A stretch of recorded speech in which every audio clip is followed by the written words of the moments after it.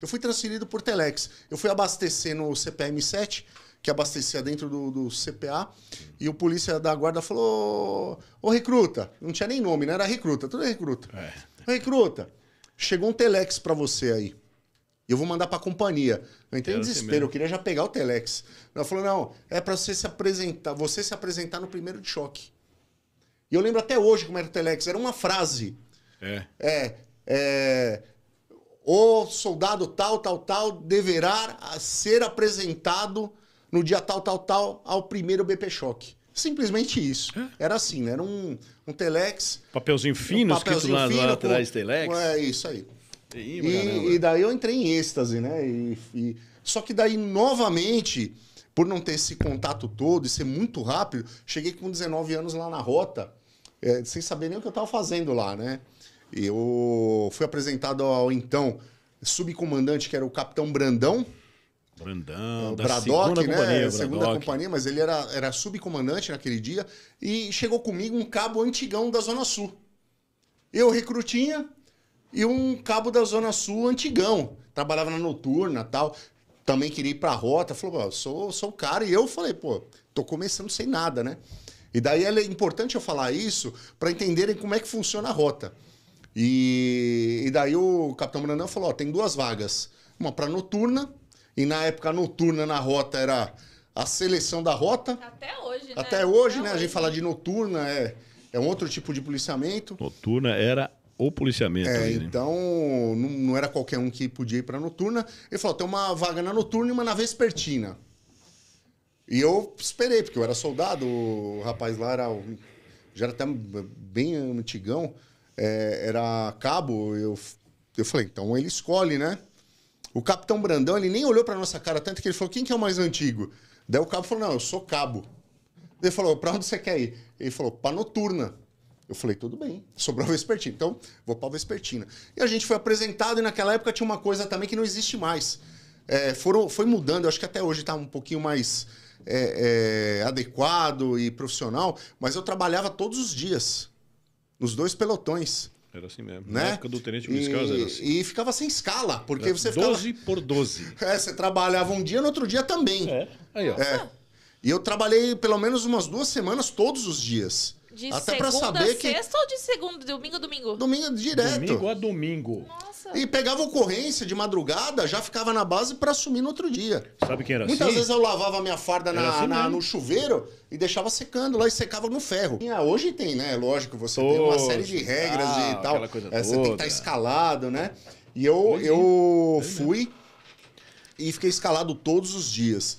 E o primeiro dia que eu trabalhei, que foi muito interessante, assim, porque parecia que eu tava numa nave espacial. Eu entrei numa viatura de rota, como se eu tivesse, sei lá, alguém que tem um sonho de ir pra Maldivas, sei lá, o maior sonho que alguém tenha é a mesma sensação. Eu cheguei na viatura, eu tava em êxtase, eu não tava nem prestando atenção nas coisas, eu tava meio fora de si. Mas quando eu fui equipar a viatura, já começou o meu problema. Porque era tanto procedimento, tanta coisa para equipar uma viatura de rota, que hoje, né, graças a Deus, com tudo que eu evoluí e que eu adquiri de conhecimento, dá para fazer um podcast só de como se equipa uma viatura. Procedimentos. Né? Assim como eu daria um podcast também só para explicar como é que come numa padaria, né, da forma correta. E eu comecei lá a equipar a viatura e vi a equipe, né? Eu estava com um sargento... Peraí que a idade tá chegando, eu tô esquecendo os nomes. Mas na viatura tava o Pena. Você lembra? Pena, lógico que eu lembro. O Tonhão. M. Gomes, que pra mim foi uma referência de polícia. Lembro. E o sargento Rivaldo. Rivaldo. Um dos mais antigos sargentos, terceiro sargento da TV na PM. 12 anos de terceiro sargento. Ele e o Neto. O Neto foi 11. Então, eu cheguei a ficar 9, né? Porque eu peguei a época que demorava muito. Exatamente. Fiquei de terceiro 9 anos. Bom, e eu entrei naquela equipe e a única coisa que falaram pra mim que ali era a rota dos Billy, né?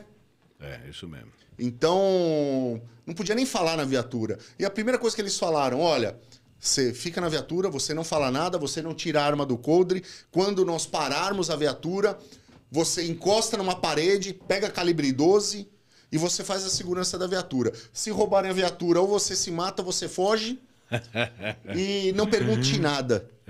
Foi isso aí, foi a palestra de 10 segundos para eu poder trabalhar. É isso mesmo. Bom, daí entrei na viatura já em pânico, né?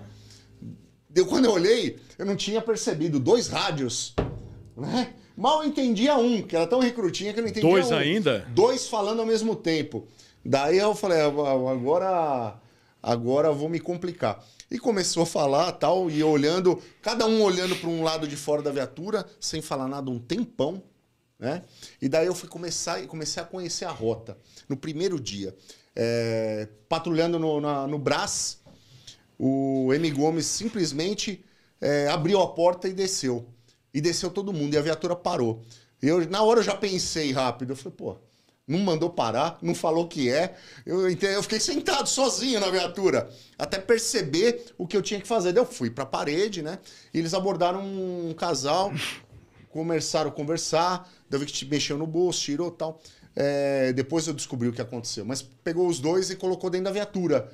Entraram na viatura sem falar nada. E estavam perto, uma abordagem perto. Eu não entendi. Eu falei, mas o que pegaram? Por que colocaram na viatura? E a gente saiu. Saiu, andou tipo mais uns 2 quilômetros, parou numa casa. Daí tirou um de dentro do chiqueirinho e eu cuidando, sem entender nada. E entraram dentro de uma casa.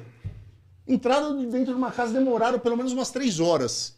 Você fala, eu sem saber de nada, eu não estava entendendo nem o rádio. Ninguém me fala nada.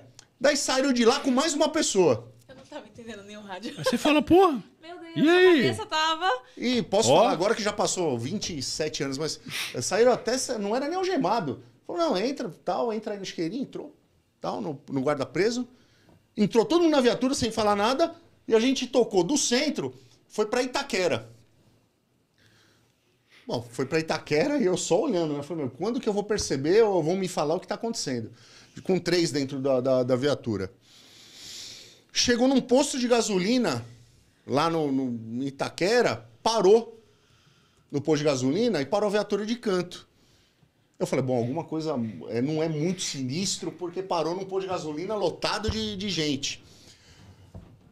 Daí pararam uma Kombi. Eu falei, mas estão abordando um carro, tendo gente dentro da viatura, né? E daí pegaram a Kombi, desceram o motorista e entraram dentro da Kombi. Perdidaço. Você perdidaço. Perdido, não sabia o que estava acontecendo, mas estava cuidando da viatura e dos presos, né? Então isso aí pelo menos ninguém ia tomar da gente. Entraram na Kombi e foram embora, e me largaram. Passou mais umas 4 horas, Cavalcante. E eu parado, já anoitecendo, eu não sabia nem o que estava acontecendo. Daí me voltaram com mais uma pessoa e um monte de tablete de droga. Um monte.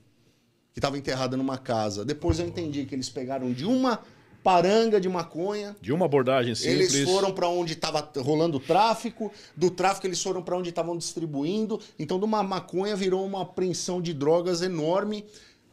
Trabalhando como rota, né? Rota pura. Exato. Sem falar nada, sem conversar com ninguém, sem dar um tapa em ninguém. Sem estardalhaço. Sem fazer barulho.